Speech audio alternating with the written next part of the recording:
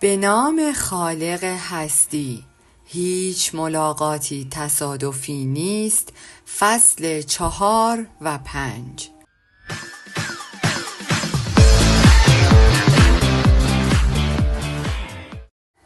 پنج قانون سفر صوفی ها. هر سفری که می روی راه‌هایی است که در آن به روی قلب و روح خود گام برمی داری.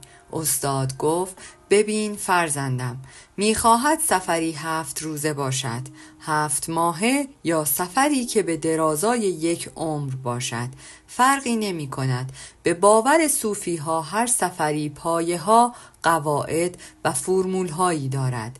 از من هم خواست قوانین را مدام یادآوری کنم و در طول راه از ذهنم دور نکنم. گفتم استاد اگر دوست داشته باشید باز آنها را مرور کنم. با صدای شیرین و نرم خود گفت حتما و بعد شروع به صحبت کرد. 1. در این ماجرای عظیم و بی‌نقص هیچ ملاقاتی اتفاقی نیست. هر انسانی که با او برخورد می کنیم چیزی به ما می آموزد. پیش از هر چیزی باید این را بدانی. 2. اگر با نیتی صاف و به قصد درک کردن و یاد گرفتن قدم در راه بگذاری و خود را از کبر و غرورت بزدایی، قطعاً با انسانهایی برخورد می کنی که چیزهایی که می خواهی را به تو یاد می دهند. 3. در هر سفری دشواری وجود دارد. حال آنکه دشواری ها و موانعی که سر راه تو قرار می گیرند نه برای شکست تو که برای آموزش دادن به تو در سر راه تو و بالغ شدن تو قرار گرفته است. 4. البته که هر انسانی برای هدف خاصی به این دنیا می آید و هر کس زندگی می کند تا به هدف خود جامه عمل بپوشاند. از این رو هر کسی باید بتواند نشانه هایی که او را به سوی هدفش می برد ببیند و دنبال کند. اهمیت خواندن پیام های زندگی با توجه به اولین کلمه نزول قرآن آغاز می شود. بخوان. 5. و این را هرگز از یاد مبر. پایان به معنای نابودی نیست. اتفاقاً برعکس، حتی مرگ هم پایان نیست، سرآغازی نو است. در این زندگی هر چیزی که تمام شود به وسیله‌ای تبدیل می شود برای آغاز چیزی بهتر. کافی است که تو نظاره‌گر رویدادها باشی. با حرفهای استادم دیگر مطمئن شده بودم که واقعا میخواهم به سفر بروم. بلافاصله کاغذ و قلمی برداشتم و 5 مورد را برای خودم یادداشت برداری کردم. دوباره خواندمشان. در طول سفر هم در خاطرم خواهم داشت. انگار باری سنگین از شانه هایم برداشته شده بود. خداحافظی کردم و از خانه استادم بیرون آمدم. وقتی به خانه رسیدم احساس خوبی داشتم. بالاخره امشب آرام و راحت خواهم خوابید. در جلسه فردا برنامه کاریم را از نو خواهم نوشت. به زودی به سفری 7 روزه خواهم رفت. بلافاصله آماده سفر خواهم شد. وقفه‌ای در کارهایم ایجاد خواهم کرد. به این سفر سرسپردگی احتیاج داشتم. حس می کردم که در این راه به آزمونی اساسی کشیده خواهم شد. در عجبم از اینکه ممکن است کسی 1000 بار به کعبه برود اما خود را نیابد و کسی که پا از روستای خیش فراتر نگذاشته است در قلب خود به دور کعبه‌ای مدام در حال طواف باشد. صبح بعد که از خواب بیدار شدم سرحال بودم. نه اثری از خستگی در من بود نه شتابی. حتما شنیدی میگوید وقتی صبح بیدار میشوی ببین رخت خواب تو را به خود باز میخواند یا زندگی. امروز زندگی مرا به خود میخواند چون میخواستم صبحانه را با دوستانم در دفتر بخورم. به قنادی در نیشان تاشی رفتم و کمی پوچا و برک خریدم.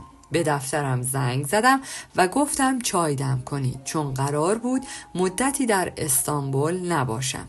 قرارهای ملاقاتی که برای مشاوره داده شده بود تغییر دادیم و برنامه ریزی جدیدی کردیم. جلساتی که طی روزهای آتی بود برای زمان نزدیکتری تنظیم کردیم. برنامه آموزشی را بازنویسی کردیم. مدتی بین سمینارها فاصله انداختیم. کل روز را فقط به این کارها اختصاص دادم.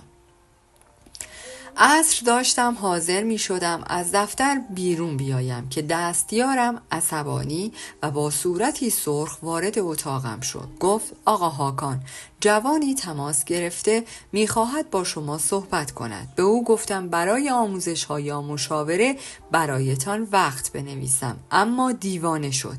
اجازه نمی دهد تلفن را هم قطع کنم. هر کاری می کنم باز هم بلافاصله تماس می گیرد. مدام می گوید تو می دانی من کی هستم؟ فکر می کنید بهتر نیست با او صحبت کنید؟ گفتم وصل کن ببینم. در طول این مدت با چه افرادی که روبرو نشده ایم.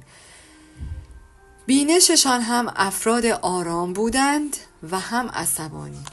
گفتم وصل کن ببینم در طول این مدت با چه افرادی که روبرو نشده ایم. بینشان هم افراد آرام بودند هم عصبانی. وقتی تماس وصل شد همانطور که دستیار گفته بود با همان لحن مواجه شدم. او گفت تو فکر میکنی کی هستی صوفی؟ 2 هفته از هر روز با دفترتان تماس میگیرم. چقدر سخت است تو را پیدا کردن؟ مگر رئیس جمهوری؟ کشور را داری نجات میدهی؟ این کارتان زشت نیست؟ اما دوستانم خواستند به شما کمک کنند. اگر از دوستانت کمک می‌خواستم با همانها گفتگو می‌کردم. من می‌خواستم با تو صحبت کنم. مشکلم با توست. من به تلفن‌ها جواب نمی‌دهم. فرصتش را ندارم. ممنون می‌شوم اگر درک کنید. من درک مرگ ندارم. کارم اورژانسی است. تو کمی متواضع باش. اونقدر آدم دور از دسترسی نباش. قرار نیست تو دنیا را نجات بدهی. خودت را خیلی تحویل نگیر. خواهش میکنم بس کنید. بگویید چه کمکی از من برمی آید. تشکر کردن.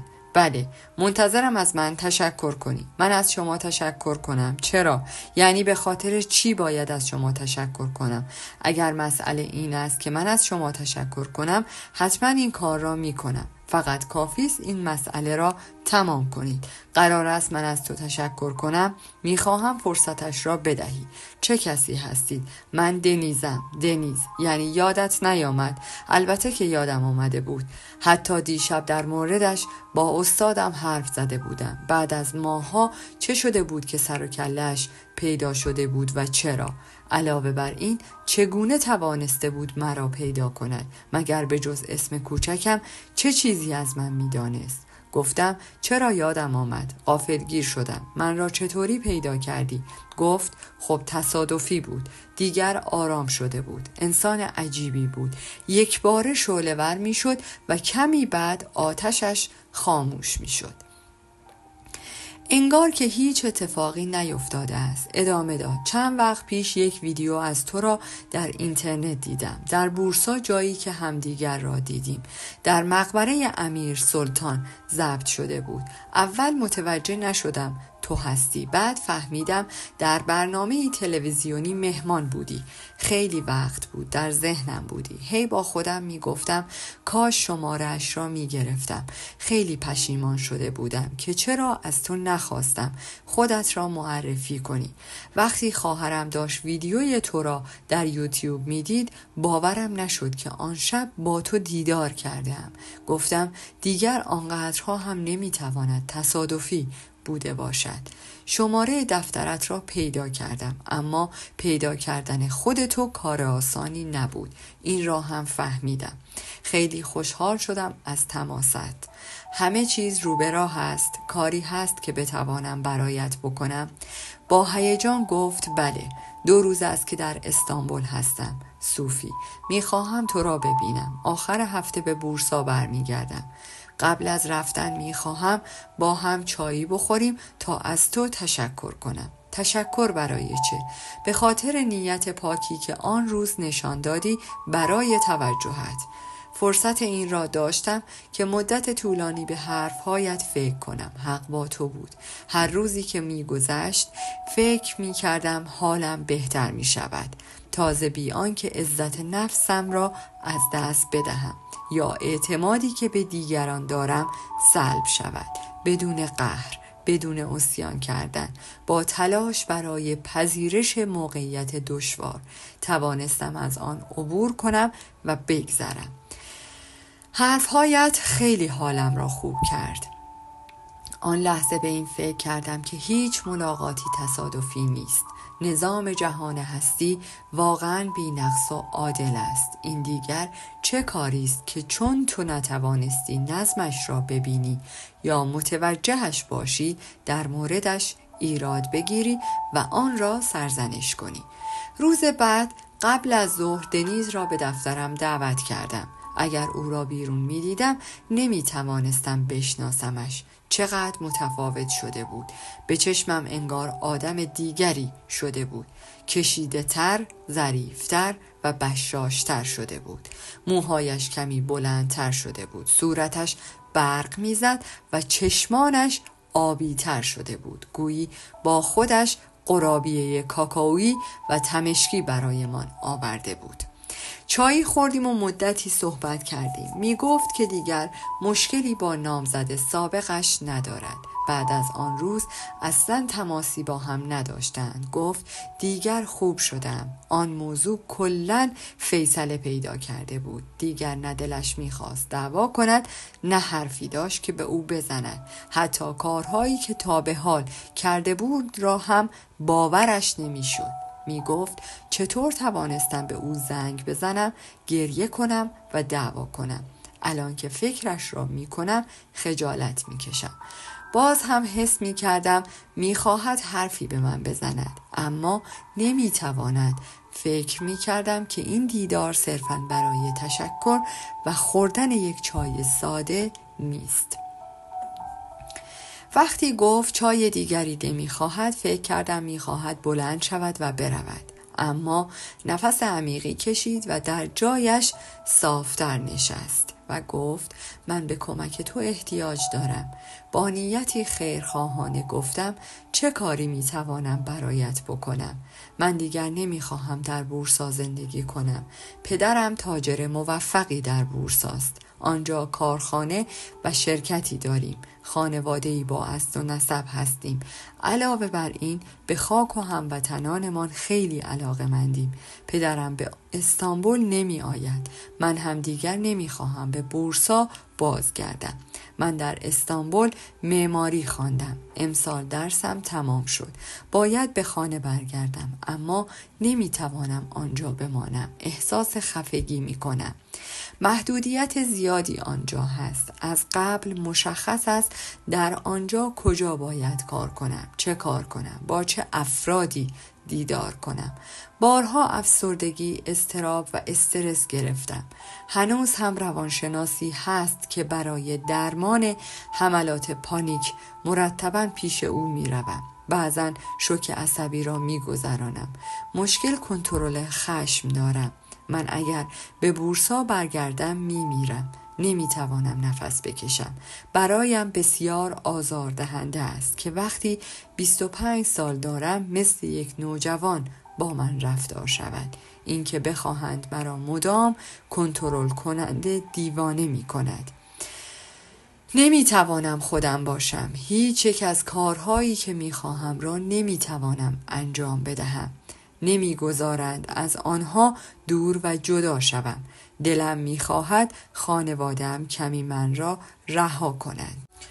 میخواهم به من اعتماد کنند و مانعی بر سر راهم نباشند. واقعا سلامتم دچار خطر میشود. اعصابم خرد میشود. خودم را نمیشناسم. بعضی وقتها اصلا نمیدانم چه کسی هستم. بعضی وقتها نمیدانم چه میخورم، چه نمیخورم. نمیدانم از چه چیزی خوشم میآید و از چه چیزی نه. منظورم این است که نسبت به هیچ چیز مطمئن نیستم. نمیدانم پرهیجانم یا خنده دارم. یا دیوانه‌ام، چون واقعا گاهی دلم میخواهد دست به دیوانگی بزنم. گاهی میگویم میتوانم حماقت کنم و خود را با ماجراهای باور نکردنی درگیر کنم، اما بعد میگویم نه. خانواده هم هرگز چنین اجازه‌ای به من نمیدهند و میگویند در شأن ما نیست. حرفش را قطع کردم و گفتم دنیز، دارد دیر می شود. من باید از دفتر خارج شوم. قبل از پایان هفته کارهایی دارم که باید حلشان کنم. در هیچ جای این صحبت ها نمی توانستم کاری بکنم. گفتم اینها مسائلی است که باید با خانواده‌ات صحبت کنی و حلشان کنی. خیلی با ارزش است که میدانی چه میخواهی. این مزیت را هرگز از خودت دور نکن. به عنوان جوانی که مسئولیت زندگیش را دارد، البته که میتوانی زندگی که دوست داری را داشته باشی، اما تو خانواده‌ات را میشناسی. کاری از دست من در این موضوع بر نمی آید. قطعاً که نمی خواهی با پدرت صحبت کنم. گفت اتفاقاً این دقیقاً همان چیزی است که می خواهم. آن لحظه خشکم زد. حتما داشت شوخی می کرد. پرسیدم منظورت چیست؟ نکند باید بگویم فرزندت را راحت بگذار تا در استانبول زندگی کند. واقعاً این کار خیلی احمقانه است. بی اختیار شروع به خندیدن کرده بودم. قرار بود دیگر چه چیزهایی در سالهای آتی کاریم بشنوم. به روانشناسی که پیشش میروم این پیشنهاد را دادم، اما قبول نکرد. با این جمله توضیحاتش را ادامه داد. گفت از لحاظ اخلاقی درست نیست. دور از اخلاق کاری است. گفت نمی شود. هیچ روانشناسی قبول نکرد با پدرم صحبت کند. تو دکتر نیستی. تو نگرانی های سوگندنامه کاری نداری. به عنوان یک مشاور می توانی با پدرم صحبت کنی. علاوه بر این در زمینه کاری خودت شهرت داری. هر کسی تو را می شناسد. می گویم از تو آموزش می بینم و تو به او می گویی که در مقابله با افسردگی و استرس این فشار اصلاً برایم خوب نیست. در غیر این صورت دخترتان را از دست می دهید، چون اعصابش خیلی به هم ریخته است. با این حالت روحی در رابطه با شما هم هیچ خوب نخواهد بود. نمیتواند بازدهی داشته باشد. مرا به شرکت بورسا نبندد و در بورسا پاگیرم نکند. گفتم نمیتوانی جدی گفته باشی. دیگر واقعا عصبانی شده بودم. این چه جسارتی است؟ این چه سبکسری است؟ حتی بی احترامی است. تو متوجهی چه میگویی؟ با چه حسابی فکر میکنی من اخلاق کاری ندارم؟ فکر میکنی من مسئولیتی ندارم؟ اونقدر بی اخلاق هستم که دروغ بگویم؟ من کسی هستم که فلسفه صوفی می آموزم. تلاش می کنم شاگرد مکتب صوفی بمانم. تو پیشنهاد دروغگویی به من می دهی. این پیشنهادی غیر اخلاقی است. عادت کردی با پول و شهرت خانوادگیت هر چیزی را حل کنی. برای همین اصلا احترامی برای حریم شخصی انسانها و آزادی عملشان در تو نمانده است. فکر می کنی هر چیزی را می توانی با پول تلافی کنی، اما آنطور نیست کوچولو. خیلی چیزها را در دنیا نمی شود با پول خرید. تو واقعا داری از فقدان چیزهایی که با پول نمی توانی بخری رنج می بری. برای همین اعتماد به نفس نداری. از تنها شدن می ترسی. مدام ناراحتی. نمی توانی به تنهایی از عهده کاری برایی. اینها را نمی توانی با پول بخری. اسم و نسب پدرت هم کافی نیست. فکر کنم بهتر است بلند شوی و از اینجا بروی. دنیز نفسش را حبس کرده بود و داشت به من گوش می کرد. معلوم بود که تا به حال این حقایق را در مورد خودش آنقدر رک و رو راست و با صدای بلند نشنیده بود. آن لحظه داشت به این فکر می کرد که از دور چگونه به نظر می رسد. 1000 بار پشیمان شده بود از اینکه این پیشنهاد را به من کرده بود، اما نمیدانست چطور مسئله را ماستمالی کند. به تته پته افتاد. نه، این من نیستم. اشتباه شناختی، یعنی اشتباه. متوجه منظورم شدی. من فقط میخوام آزاد باشم. خب باش دنیز، آزادی را کسی نمیتواند از تو بگیرد یا به تو بدهد، حتی پدرت. این را با صدای بلند گفتم. با صدای لرزان گفت حرفم را فراموش کن. در این صورت فقط وقت مشاوره از تو میخواهم. یک مشاوره حرفه‌ای. شرطت هرچه باشد میپذیرم. سرم را به نشانه جواب منفی تکان داده و گفتم وقفه‌ای در وقتهای مشاوره هم دادم. مدتی در اینجا نخواهم بود. میروم. شاید اگر برگشتم. چه مدتی اینجا نیستی؟ خواستم او را از سرم واکنم و گفتم شاید 1 ماه و شاید 2 هفته. گفت نمی شود. من نمی توانم آنقدر صبر کنم. کم مانده بود گریه کند. هم محجوب و هم درمانده بود. من خوب نیستم. نمی توانم به بورسا برگردم. در اصل مشاوره هم نمی خواهی؟ مگر نه؟ می خواهی به بهانه جلسات 3 ماهه یا شاید 6 ماه زمان بگذاری و به بورسا بر نگردی؟ وسط حرفم پرید و گفت نه اصلا این طور فکر نمی کنم. من فقط می خواهم سریع کنترل زندگیم را به دست بگیرم.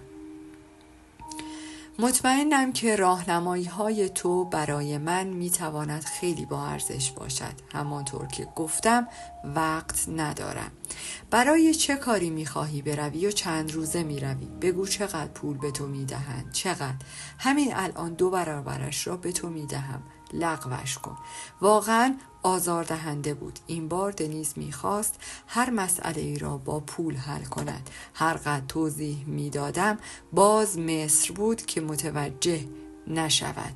آن لحظه با اطمینان به این نتیجه رسیدم که نمی‌توانست شاگردی باشد که پیشروی کند.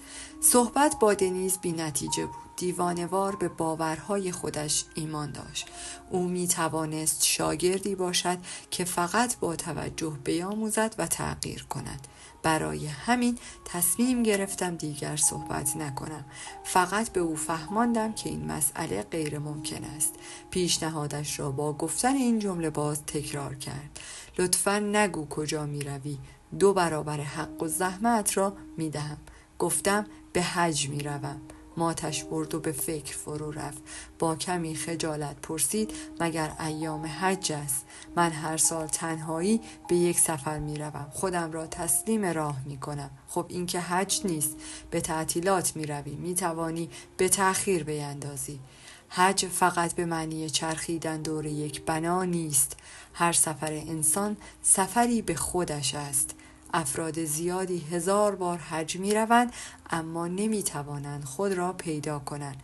اما افرادی هم هستند که پا از روستای خود بیرون نگذاشتند و در قلب خود به دور کعبه‌ای مدام در حال طوافند.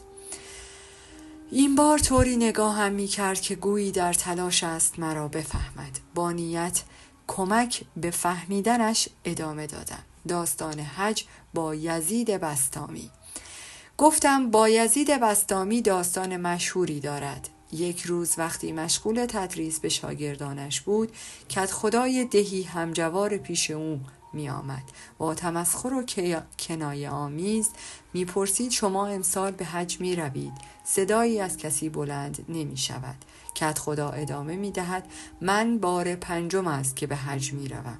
علاوه بر این در حال گفتن غرور بسیاری داشت. سپس با تمسخر پرسید چیزی از آنجا می خواهید برایتان بیاورم؟ بایزید بسطامی می پرسد اصلا برای چه به حج می روی؟ اگر دور من هم 7 مرتبه به چرخی همان است. کدخدا خیلی عصبانی می شود. همانطور که صدایش را بلند می کند می گوید جناب تو متوجهی داری چه می گویی؟ این کارت کفر است. بایزید در نهایت آرامش به کدخدا پاسخ می دهد از زمانی که آن بنا ساخته شده است من وارد آنجا نشدم، اما خدا از قلب این فقیر حتی 1 بار هم خارج نشده است. دنیز نفسی عمیقی کشید و گفت خیلی زیباست. اثری از شور و غرور کمی قلبش نمانده بود. به یک بچه گربه مظلوم تبدیل شده بود انگار. ادامه داد: چقدر زیبا گفتی.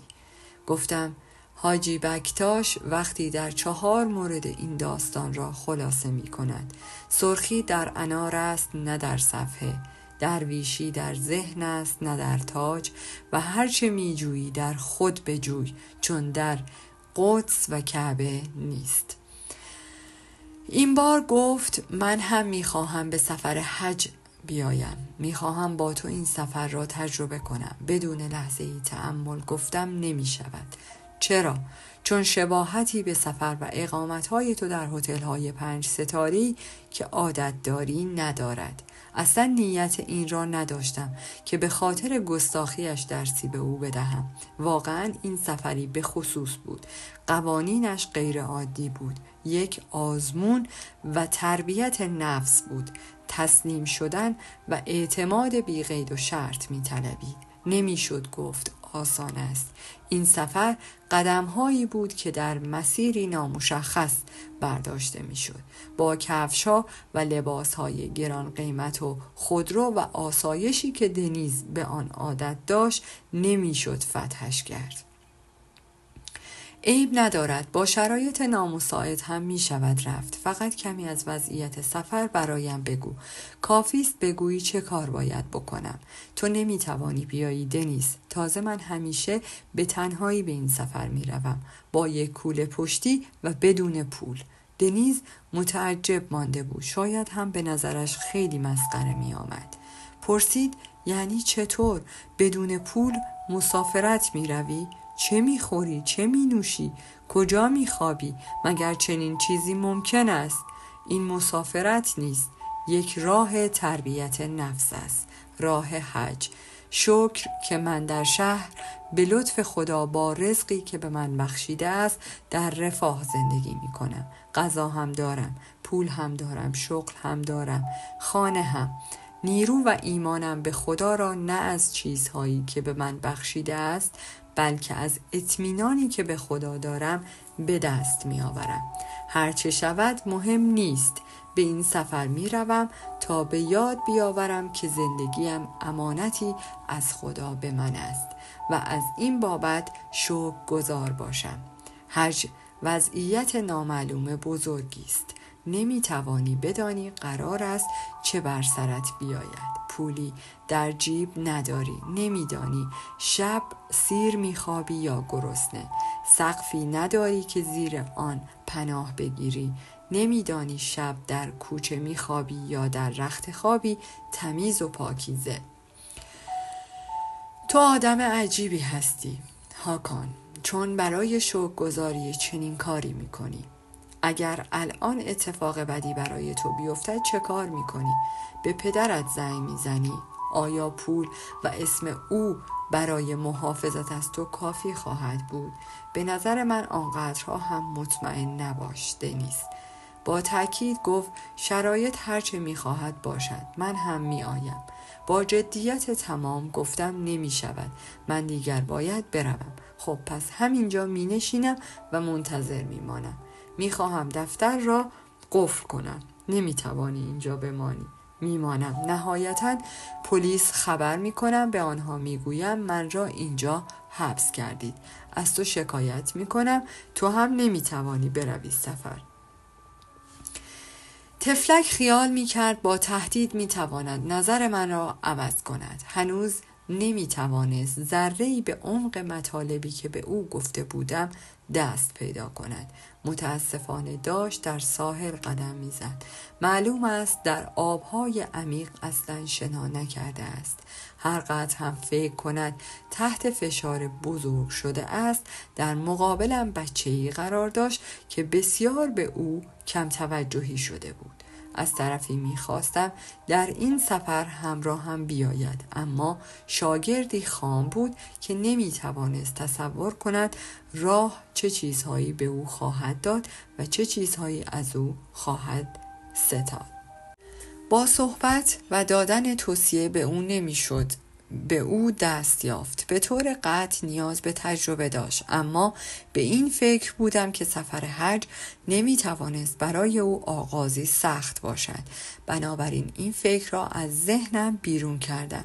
هنوز قانع نشده بودم که دنیز واقعا میخواهد به این سفر بیاید یا نه. تو در دفتر بمان پس. من در را قفل نمی کنم.